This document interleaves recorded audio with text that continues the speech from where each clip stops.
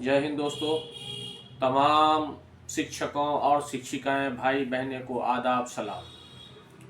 दोस्तों, आज मैं 3-4 मुद्दे पर मैं चर्चा करूंगा।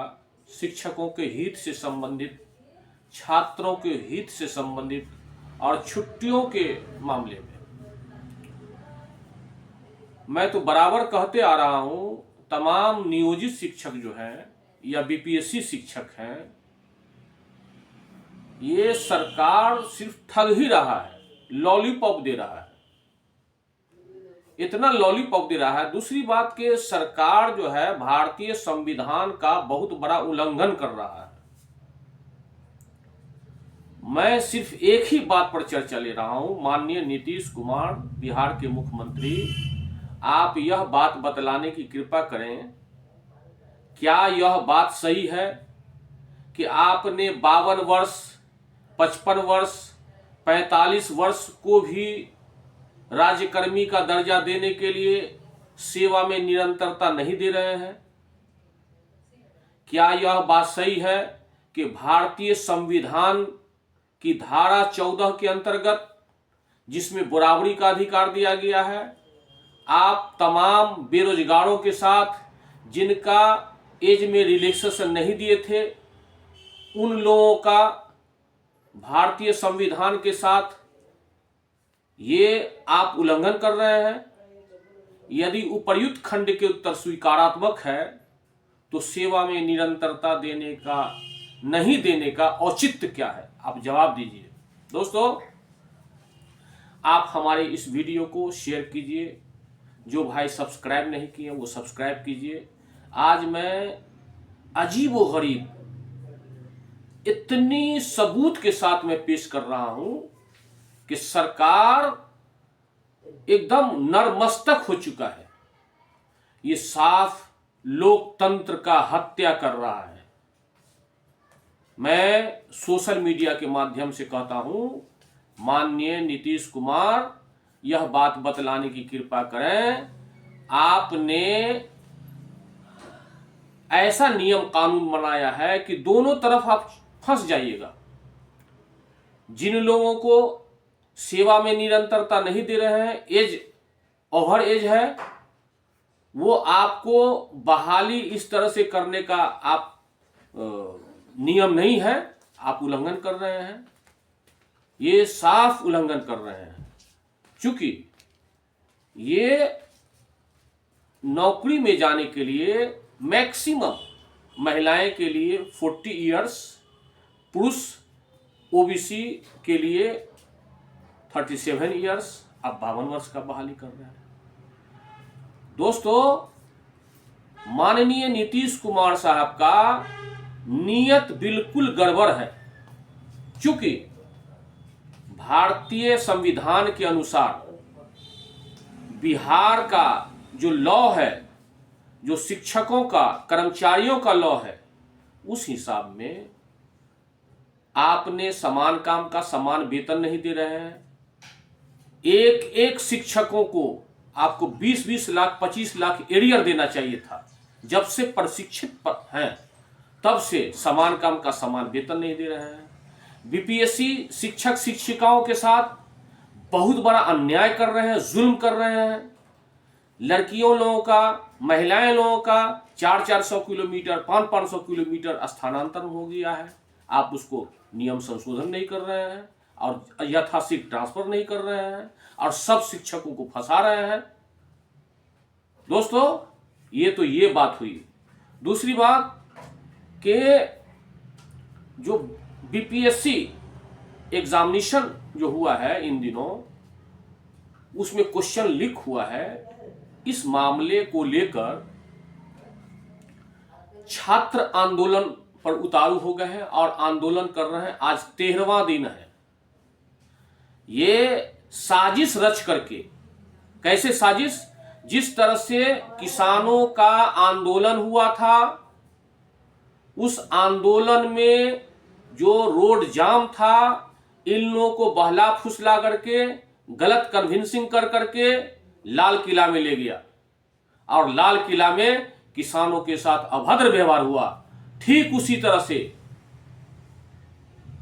बीजेपी का बी ग्रुप, जिसे प्रशांत ग्रुप कहते हैं, बी ग्रुप ये बहला फुसला करके छात्र लोगों को गांधी मैदान ले गए, और गांधी मैदान ले गए तो वहां प्रशासन से साठगांठ करके नीतीश सरकार के गवर्नमेंट में छात्रों पर अत्याचार हुआ है, लाठीचार्ज हुआ है। और इस ठंड में, अभी ठंड जो है 7 सेंटीग्रेड सेल्सियस चल रहा है, 6 सेंटीग्रेड सेल्सियस चल रहा है, उस ठंड में छात्र छात्राओं के साथ पानी का वर्षा किया है, लाठियां का बौछार किया है। इसी पर प्रतिपक्ष के नेता माननीय तेजस्वी यादव जी जो गए हैं, आप देखिए। में जिस प्रकार से लाठी बरसाया जा रहा है, लोगों का कलेजा दहल जाना चाहिए। अगर उनके बच्चे होते, उनके भाई होते, उनके बेटे होते, किसी अधिकारी के बच्चे होते इसमें, तो वो लोग क्या करते? कोई नेता का बेटा होता तो वो लोग क्या करता? आज कलेजा जो है दहल गया वीडियो देख करके, जिस हिसाब से पुलिस के लोगों ने माननीय मुख्यमंत्री जी के इशारे पे पिटाई की गई। यहां तक कि माननीय तेजस्वी यादव जी कह रहे हैं कि अगर मैं चाहता तो एक फोन पर पूरे बिहार से 5 लाख जनता वहां जमा हो जाता। लेकिन छात्र आंदोलन को मैं पॉलिटिक्स में नहीं ले जाना चाहता हूं। छात्र आंदोलन का इतिहास रहा है। माननीय पूर्व प्रधानमंत्री जवाहरलाल नेहरू के समय भी 1956 में छात्र आंदोलन हुआ था। और जब जब छात्र का आंदोलन हुआ है, या सेंट्रल सरकार हो, या माननीय अभी फिलहाल माननीय मोदी जी की सरकार हो, या बिहार में नीतीश का गवर्नमेंट हो, इसका जो है पांव फिसल जाता है, सरकार गिर जाता है। छात्र देश का राष्ट्रभक्त है। छात्र, आज का छात्र ही कल का IAS होगा। जो आंदोलन कर रहे हैं, कल का नेता होगा, कल का सदन में होगा। आज छात्रों के साथ इस तरह से लाठियां का बौछार करना, ये अन्याय है, ये जुल्म है। दोस्तों, आप देखिए फिर तेजस्वी यादव साहब क्या कहें, आप जरा सुनिए।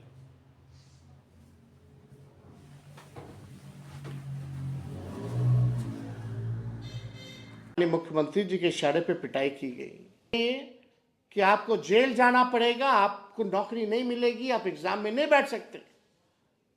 ये आंदोलन को कमजोर करने का, भटकाने का दूसरा फॉर्मूला बीजेपी के बी टीम वालों ने, सरकार से कुछ लोग मिले हुए हैं, उन लोगों के इशारे पे ये काम जो है हुआ है कमजोर। कि तेजस्वी यादव साहब क्या बोले हैं? ये बिहार में ये राजनीति इस मामले में सरगर्म हो गया है। हो सकता है कि माननीय नीतीश जी भाजपा से समर्थन वापस लेकर के तेजस्वी के साथ सरकार बना सकते हैं। चूंकि पदाधिकारी का मेंटेलिटी ऐसा है, डॉक्टर एस सिद्धार्थ साहब का मेंटेलिटी ऐसा है कि बोलते हैं कुछ, करते हैं कुछ। मैं कह रहा हूं, पूर्व ACS के पाठक साहब का जितना दिलेर के पाठक साहब थे, जितना नियम कानून था, सब पलट दिया, उलट पुलट कर दिया। डॉक्टर एस सिद्धार्थ साहब, आप भी जब जाइएगा इस डिपार्टमेंट से, तो आपका भी नियम कानून उलट पुलट हो जाएगा। हमेशा ऐसा दिन नहीं रहेगा। छात्र आंदोलन हो रहा है, आप शिक्षा विभाग के ACS हैं, अपर मुख्य सचिव हैं। क्वेश्चन लीक हो गया, दोषी कौन? दोषी शिक्षा विभाग है। दोषी शिक्षक के शिक्षा विभाग का ACS है और BPSC का चेयरमैन है। क्यों लीक हो गया, क्या कारण है? और दोस्तों, अभी जो छात्र छात्रा पर जो आंदोलन में जो लाठियां बरसाई गई हैं, अत्याचार हुआ है, अन्याय हुआ है, इस मामले को लेकर के इस बिहार के लगातार एमपी में 5 बार जीतने वाले अजीम शख्सियत, अच्छे व्यक्तित्व माननीय श्री पप्पू यादव भी इस संबंध में क्या बोले हैं, आप सुनिए। फिर कोई फ्रॉड किशोर ना चल जाए। इस आंदोलन को एक फ्रॉड किशोर ने बेच दिया, मुहिम खत्म कर दिया। सरकार से मिलकर के पदाधिकारी के साथ उन्होंने पैसे का साठगांठ किया और इस आंदोलन को भेज दिया और कल रात में जाके बच्चों को गाली गलौज किया, कुत्ता, कमीना, साला, कम्बल देते हैं तुमको। इसको पता ही नहीं है, औकात ही नहीं है कि पूरा दुनिया छात्र आंदोलन के सामने झुकी है। अभी बांग्लादेश का हश्र उसे याद नहीं, भारत का हश्र उन्हें याद नहीं है।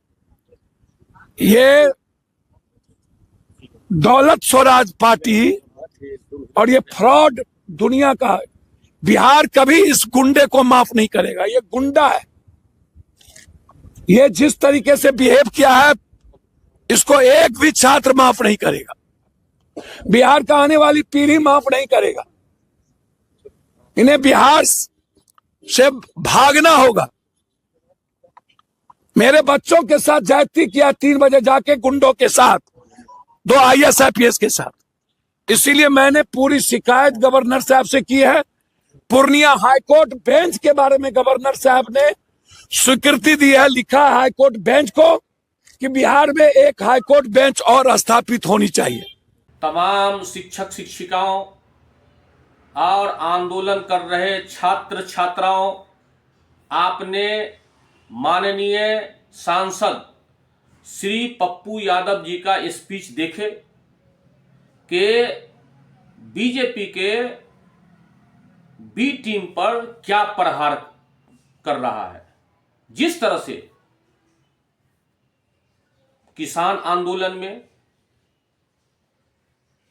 जो लीडरशिप करते थे कुछ नेता, माननीय नरेंद्र मोदी जी का आदमी, भाजपा का आदमी, वहां से भी मिल गया सेंट्रल से, अब किसान लोगों को बहला फुसला करके ले गया और उसको भी, उसका भी जो है जो हुजूम था, भीड़ था, उसको कम करने का काम किया। लेकिन नहीं, किसान आंदोलन एकदम ठोस था और जो रोड पर से जो है लाल किला में ले गया,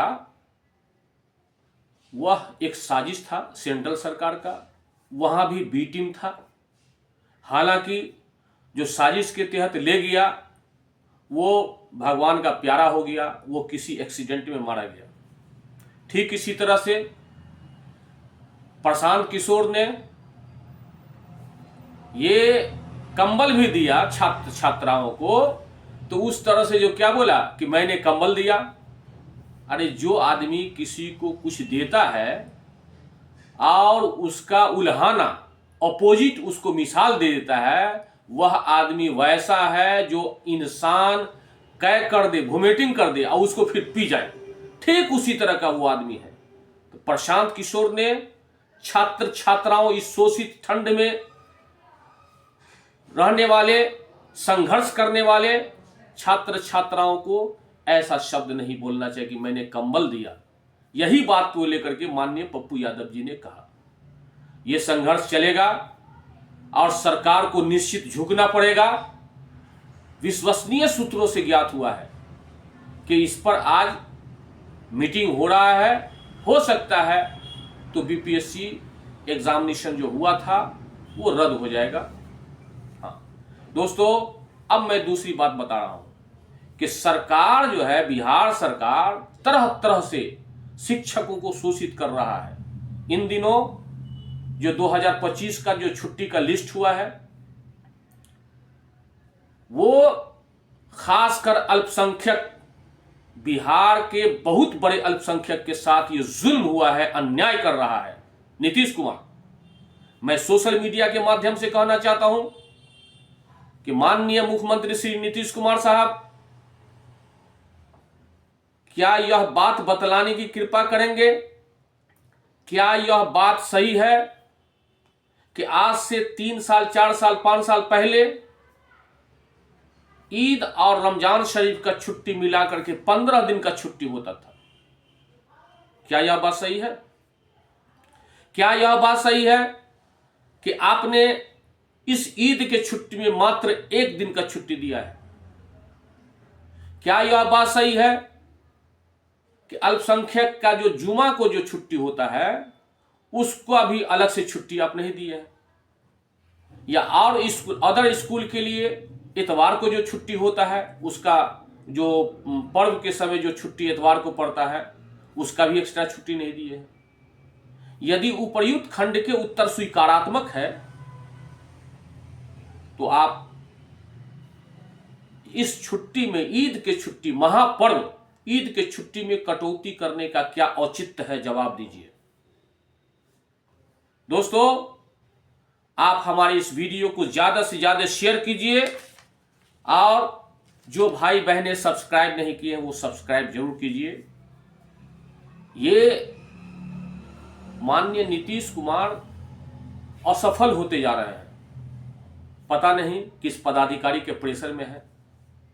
आप लोग देखा होगा कि माननीय नीतीश कुमार मामूली एक ठेकेदार को भी कहता है प्रणाम करते हैं, रोड को जल्दी से ठीक करवा दीजिए। माननीय मुख्यमंत्री साहब, आपका इतना पावर है कि आप बैठे बैठे अपने कुर्सी पर किसी भी जिला के डीएम को अगर फोन कीजिएगा, किसी भी जिला के एसपी को फोन कीजिएगा तो वह ठेकेदार को उठा करके अब तुरंत आपके नजदीक पहुंचा देगा। और एसपी को फोन कीजिएगा, किसी भी जिला के एसपी को या डीएम साहब को या कमिश्नर साहब को, कि यह काम इतना दिन में होना चाहिए, तुरंत हो जाएगा। लेकिन आप ठेकेदार के नजदीक भी हाथ जोड़ते हैं।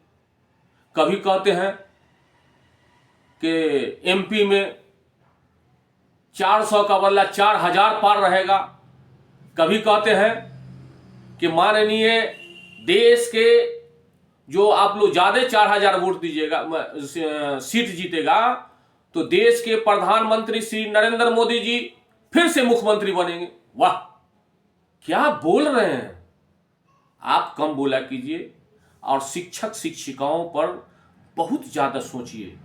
ये शिक्षक शिक्षिकाओं बहुत डिस्टर्ब हो चुका है और आपका विभाग भी डिस्टर्ब हो चुका है। इसका इलाज क्या करेगा?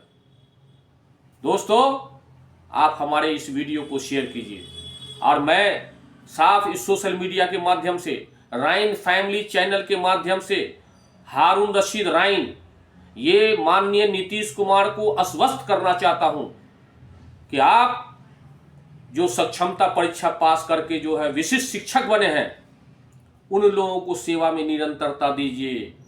अन्यथा आप और आपके पदाधिकारी, अगर ये मामला हाई कोर्ट में चला जा गया तो आप जेल जा सकते हैं। क्योंकि अनुशासन ही देश को महान बनाता है। यह देश में अगर खीरा कोई चुराता है तो 379 धारा लगता है और हीरा जो चुराता है उसको भी 379 धारा लगता है।